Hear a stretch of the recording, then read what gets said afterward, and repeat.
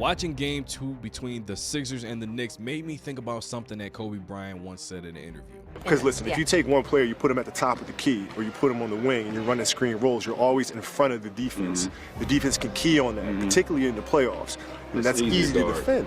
Before we get into all that, though, I got to give a shout out to my player of the game, Karl Anthony Towns. I can't even believe I'm saying that. The big bodega, 20 points, 10 rebounds, 7 assists, 6 for 8 field goals, 1 3, 7 for 9 from the free throw line. No Joel Embiid tonight, so you needed something from Cat, and you needed him to be efficient if he wasn't going to dominate, and he did just that. Led the team in rebounds, led the team in assists, and gave you 20 points. That's all you can really ask for tonight. But one thing we do got to address before we talk about the Philadelphia 76ers is this.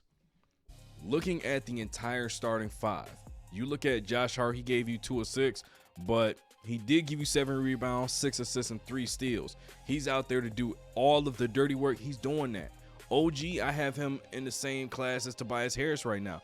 You're not the second best player on the team, but you're playing up to that level. Gave you 24 points tonight, 9 of 17. Like I said, Cat is my player of the game, 6 for 8. 9 of 13 from Bridges. Everybody's been talking about all the picks they gave up. He's starting to find his rhythm a little bit. Played pretty well tonight. Also got to factor in, he's there for defense as well. And Jalen Brunson went 9 for 21, but as long as the most important buckets of the night come in the clutch, they really don't care what his percentage is. Just get us to the finish line. He did just that, gave you 26 tonight. But one thing we got to address, one thing we absolutely have to address is the situation with Nick Nurse and his isolation basketball. There's no nuance to what he's doing on the basketball court for his best players. You look at Tyrese Maxey, 9 of 23, 6 turnovers, 6 of 13 for VJ Edgecombe, 4 turnovers. Then Paul George, 7 of 18. Kelly Oubre shot the ball very well tonight, and he was 6 for 12 on the night, gave you 19 points. My frustration with how Tyrese Maxey, how VJ Edgecombe were playing tonight is exactly what Kobe was talking about. They were always at the top. We can always see you. We know where you're at. And guess what? If you run a pick and roll, we're not switching. We're blitzing that, or we're going to hard hedge, and you're not allowed to turn the corner. We're making sure you give the ball up or you're going to take a jump shot. That's how they played the entire game, and Nick Nurse never made an adjustment. Let's take a look at some of the highlights. This is the last 7 minutes of the game. All right, the last 7 minutes. I want you to see exactly how they were running their offense for Tyrese Maxey in the most critical portions of the game. Barlow, his second rejection. Maxey drives, double team, kicks it out in the corner. Oubre hits a 3. Penetrate, pitch. Pay attention to that terminology. Now, where is Maxey? Everybody sees him.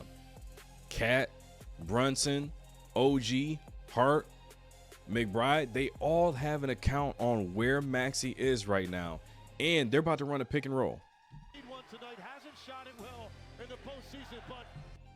Make him give up the basketball. He is not allowed to turn the corner. Watch what happens after this, because there's no action. There's no follow-up. It's just penetrate, pitch. Pay attention to that terminology. He's built for this moment. Hart trying to poke it away from George. George puts it on the floor, gets inside, kicks it out. Edgecombe lines up his three-pointer off the mark. Now, watch this possession by Tyrese Maxey. In transition, okay, the goal is to stop the basketball, and then you load up to the basketball, and then everybody finds a man. Look at Cat. Look at Hart. OG's already back. Brunson's already back. Just in case Maxey wants to attack, they can trap this, right? Watch this. Cut him off, right? Still not going to give up the basketball. Not going to run a set. Not going to initiate any offense. Maxey shut off nicely by McBride. He's going to try again. Now, Cat, he's already ready. Even though, at this point, Oubre has been shooting the ball extremely well in this game. Nope, don't even care. Get it out of Maxey's hands. Look at where OG is. Look at what Hart is. He's thinking, he's already in his mind considering, I am going to leave VJ Edgecombe. This is what he's doing right now. He's contemplating the decision he's about to make, and he's already made it. I'm leaving him if I have to. Towns lurking looking to help. Now, this is also important. He just hit a 3 not too long ago. Cat doesn't care. Let him shoot it, as long as it's not Maxey getting downhill. Oubre in rhythm. Not that time. Look at where Tyrese Maxey is. What are they going to do? High pick and roll. Okay. Here comes Get the ball out of his hands. There's no nuance to this offense. There's nothing happening. Screen and roll. Pick and pop. Pick and roll. Like, there's nothing else happening in any of these possessions, and this is on Nick Nurse. It's like these players now play accidental basketball, and it drives me and Phil crazy because it's all penetrating pitch.